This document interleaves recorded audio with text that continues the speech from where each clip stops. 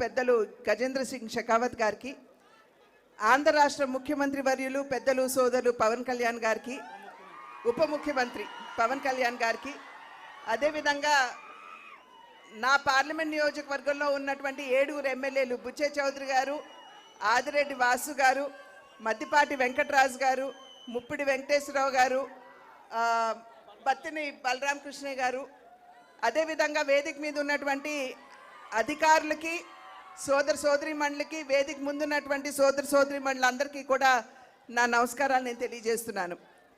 2024 ఎన్నికల సందర్భంలో ప్రజల వద్దకి ఓటు వేసి ఆశీర్వదించమని చెప్పి అడగడానికి వచ్చినప్పుడు డబుల్ ఇంజిన్ సర్కార్ అంటే కేంద్రంలో రాష్ట్రంలో 2 చోట్ల కూడా ఎన్డీఏ కూటమి అధికారంలో ఉన్నట్లయితే అభివృద్ధి పరుగులు తీస్తుంది అని చెప్పి ఆనాడు మేము చెప్పడం జరిగింది.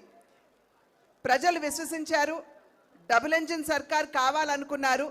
కేంద్రంలో ఎన్డీఏ కూటమిని, అదేవిధంగా రాష్ట్రంలో కూడా ఎన్డీఏ కూటమిని ఆశీర్వదించడం జరిగింది. వికసిత్ భారత్ అనేటువంటి ఒక కళ ఏదైతే, ఒక స్వప్నం ఏదైతే నరేంద్ర మోడీ గారు ప్రజల ముందు ఉంచారో, ఆ వికసిత్ భారత్లో వికసిత్ ఆంధ్ర రాష్ట్రం కూడా ఒక భాగం అని చెప్పి మనం గుర్తించాలి. కనుక అన్ని విధాలా కూడా అధికారంలోకి వచ్చిన నాటి నుండి నేటి వరకు అమరావతి నిర్మాణం కావచ్చు, పోలవరం నిర్మాణం కావచ్చు, స్టీల్ ప్లాంట్ కావచ్చు, సౌత్ కోస్టల్ జోన్ కావచ్చు, రైల్వే జోన్ కావచ్చు, మరి ఎంఎన్ఆర్ఈజీఎస్ కింద పెద్ద ఎత్తున వనరులు రాష్ట్రానికి ఇచ్చి కావచ్చు, అన్ని విధాలా కూడా ఆంధ్ర రాష్ట్ర అభివృద్ధికి కేంద్రం తన సహకారాన్ని అందిస్తూనే ఉంది. అయితే వికసిత్ ఆంధ్ర రాష్ట్రం మనకు కావాలంటే వికసిత్ జిల్లాలు కూడా కావాలి. అంటే వికసిత్ రాజమహేంద్రవరం కూడా ఖచ్చితంగా వికసిత్ ఆంధ్రలో భాగం అని చెప్పి మనం గుర్తించాలి. దానిలో భాగంగానే ఇవాళ అనేక పర్యాటక అభివృద్ధి కార్యక్రమాలు మనం శంకుస్థాపన చేసుకోవడం జరుగుతుంది. ప్రత్యేకించి హ్యావ్లాక్ బ్రిడ్జ్ 100 సంవత్సరాల నాటి బ్రిడ్జ్ నిరుపయోగంగా ఉన్నటువంటి సందర్భంలో దాని యొక్క చారిత్రాత్మక ప్రాధాన్యతను గుర్తించి ఇవాళ దాన్ని కూడా ఒక పర్యాటక క్షేత్రంగా దాన్ని అభివృద్ధి చేయడానికి కేంద్రం తన సహకారాన్ని అందిస్తుంది. అదేవిధంగా రివర్ ఫ్రంట్ దాన్ని కూడా అభివృద్ధి చేస్తున్నటువంటి సందర్భంలో నేను ఇప్పుడే అజయ్ జైన్ గారితో కూడా మాట్లాడాను. అక్కడ ఉన్నటువంటి విగ్రహాలని తొలగించకుండా ఏదైతే అభివృద్ధి చేస్తున్నామో ఆ అభివృద్ధిలోనే మిళితం చేయమని చెప్పి వారికి ఇప్పుడే అజయ్ జైన్ గారు కూడా నేను అభ్యర్థించడం జరిగింది. అదేవిధంగా హ్యావ్లాక్ బ్రిడ్జ్తో పాటుగా ఇవాళ పుష్కరాలకి సంబంధించి 2027వ సంవత్సరంలో ఏదైతే పుష్కరాలు మనం రాబోతుందో దాన్ని దృష్టిలో ఉంచుకునే ఇవాళ పుష్కర ఘాట్లో అఖండ గోదావరికి కూడా మనం శంకుస్థాపన చేసుకోవడం జరిగింది.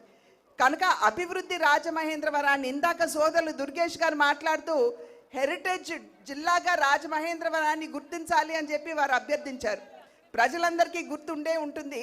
నేను పార్లమెంట్లో ఈ అంశాన్ని లేవనెత్తి రాజమహేంద్రవరాన్ని హెరిటేజ్ సిటీగా గుర్తించమని చెప్పి నేను ప్రత్యేకించి పార్లమెంట్లో నేను రేజ్ చేసినటువంటి అంశం.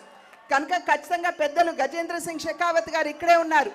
వారి సహకారంతో ఖచ్చితంగా దీనికోసం నా వంతు కృషి చేస్తాను అని చెప్పి తెలియజేస్తూ అన్ని విధాలా పర్యాటకంగా కావచ్చు, అదేవిధంగా రిలీజియస్గా కావచ్చు, రాజమహేంద్రాన్ని అభివృద్ధి చేసుకునేటువంటి అవకాశం ఉన్నటువంటి సందర్భంలో ఆ దిశగా ఇప్పటికే ఆల్రెడీ అడుగులు వేస్తున్నాం. గౌతమి లైబ్రరీని కూడా దాన్ని అభివృద్ధి చేయడానికి నా వంతు కృషి నేను చేస్తున్నాను. కనుక ఖచ్చితంగా రాబోయే కాలంలో కూడా ఏదైతే ప్రజలు మా పట్ల విశ్వాసాన్ని కనబరిచారో దాన్ని నిలుపుకుంటూ రాజమహేంద్ర అభివృద్ధికి ఖచ్చితంగా నా వంతు సహకారాన్ని అందిస్తాను అని చెప్పి తెలియజేసుకుంటూ పెద్దలు గజేంద్ర సింగ్ షెకావత్ గారికి, ఉప ముఖ్యమంత్రి సోదరులు పవన్ కళ్యాణ్ గారికి, ఇక్కడికి వచ్చినటువంటి ఎమ్మెల్యేలందరికీ పేరు పేరున నా ధన్యవాదాలు తెలియజేసుకుంటూ సెలవు తీసుకున్నాను. జై హింద్. ఇప్పుడు ఇన్ఛార్జ్ మినిస్టర్ నిమ్మల రామానాయుడు గారిని ఒక్క నిమిషం శుభాకాంక్షలు చెప్పాల్సిందిగా కోరుతున్నాను.